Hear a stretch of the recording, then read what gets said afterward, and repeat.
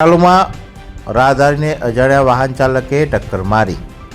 ખેરાલુની વૃંદાવન ચોકડીથી સિદ્ધપુર ચોકડી વચ્ચે શ્રીજી હોટલના સામેના ભાગે રાહદારીને અજાણ્યા વાહન ચાલકે રોડ ક્રોસ કરતી વખતે ટક્કર મારી ફરાર થઈ ગયો હતો અને રાહદારી રોડ પર નીચે પટકાયો હતો, જેને લઈને ઘટના સ્થળે લોકોના ટોળા ઉમટી પડ્યા હતા અને બપોરના સમયે આ ઘટના બની હોવાનું સામે આવ્યું હતું, જેને લઈને તાત્કાલિક સ્થાનિક લોકોએ ભેગા થઈ ગયા હતા અને 108 એમ્બ્યુલન્સને જાણ કરી હતી।